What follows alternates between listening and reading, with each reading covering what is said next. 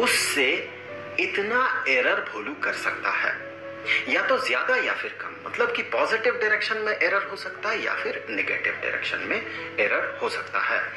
मतलब कि अगर अगला एक्सपेरिमेंट भोलू फिर से करे, अगला मेजरमेंट भोलू फिर से करे, तो मोस्ट प्रोबेबली भोलू का रिजल्ट जो आने वाला है ये 2.5 सेकेंड माइनस 0.1 सेकेंड से लेके 2.5 सेकेंड प्लस 0.1 सेकेंड के बीच आएगा।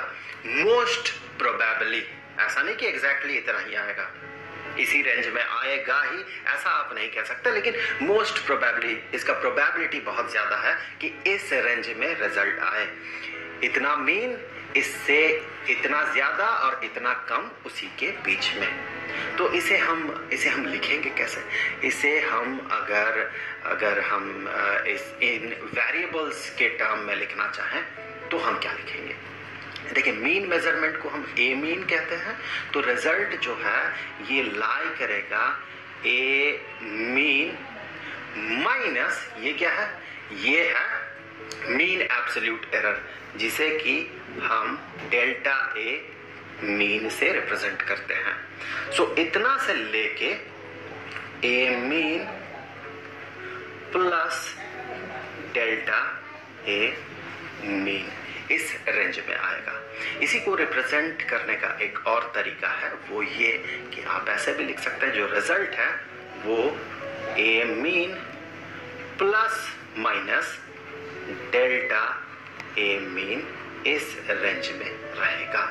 सो ये तरीका होता है इसे रिप्रेजेंट करने का।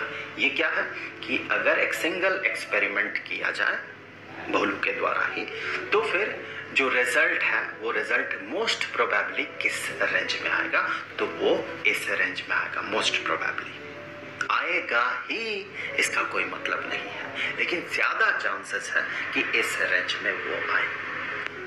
और हाँ, इसी को रिपोर्टेड वैल्यू भी कहा जाता है। मतलब क्या है इसका?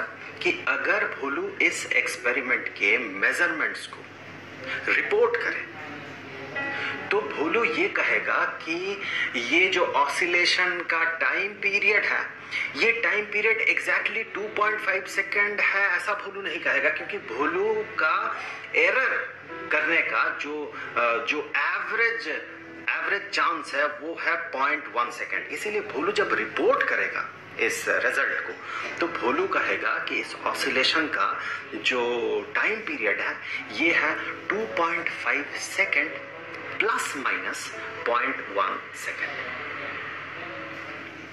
अब यहां से चलिए एक IIT JEE का क्वेश्चन सॉल्व करेंगे हम।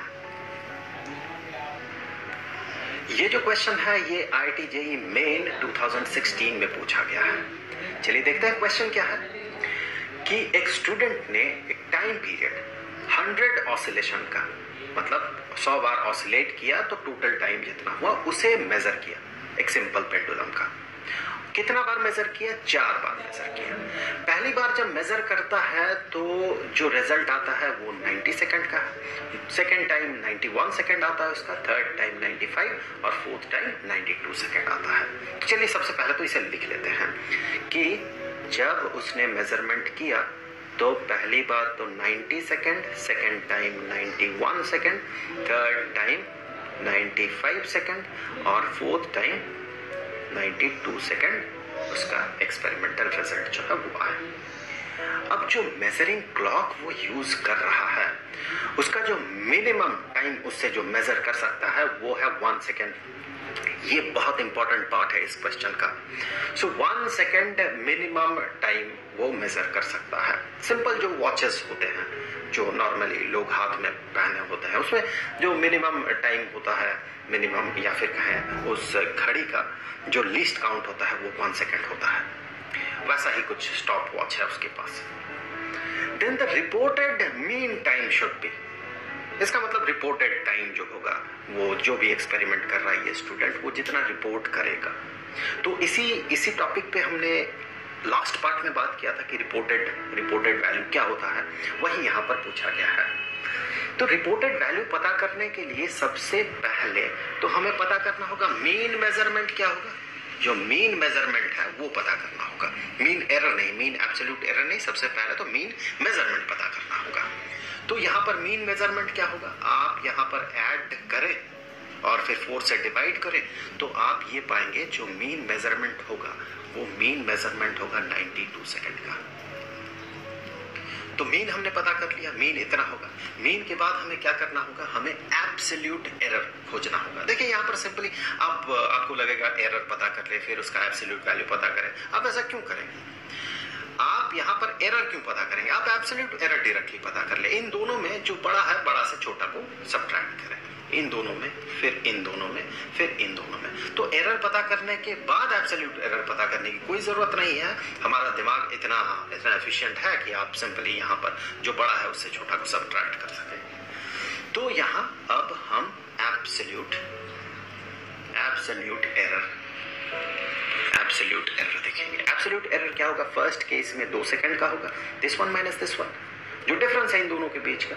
सो फर्स्ट केस में 2 सेकंड का हुआ, सेकंड केस में जो है 1 सेकंड का होगा एब्सोल्यूट एरर, थर्ड केस में 3 सेकंड का होगा। देखिए नेगेटिव साइन हटा दे रहे हैं हम लोग, सिर्फ डिफरेंस पता कर रहे हैं। और फोर्थ केस में ये 0 सेकंड का होगा। मीन एब्सोल्यूट एरर क्या होगा इसके बाद हमें पता करना होगा mean absolute error. So mean absolute error in सभी का एवरेज होगा, इन सब का एवरेज कितना होगा, यहाँ पर देखिए 2, 1, 3 और 0, एवरेज कितना होगा। तो 2 + 1 = 3 + 3 = 6 divided by 4। So 6 divided by 4 is 1.5 second. इसका मतलब ये जो स्टूडेंट है ये जो रिपोर्ट करेगा टाइम, मेन टाइम जो है ये जो रिपोर्ट करेगा ये कितना होना चाहिए, ऑब्वियसली ये होना चाहिए 92 सेकेंड ± 1.5 सेकेंड। बट वेट, यहाँ पर है कैच, जिसके लिए मैं कह रहा था कि ये जो पार्ट है ये बहुत इंपॉर्टेंट पार्ट है। जब आपके क्लॉक का मिनिमम डिवीजन ही 1 सेकेंड का हो, इसका लीस्ट काउंट ही 1 सेकेंड का हो, तो उससे आप किसी भी तरह से ये मेजर नहीं कर सकते हैं 1.5 सेकेंड। 1.5 सेकेंड मेजर करना इम्पॉसिबल है, या तो वहां 1 सेकेंड मेजर किया जाएगा या फिर 2 सेकेंड मेजर किया जाएगा 1.5 सेकेंड की जगह। 1.5 तो पॉसिबल नहीं है क्योंकि उसका लीस्ट काउंट ही 1 सेकेंड का है।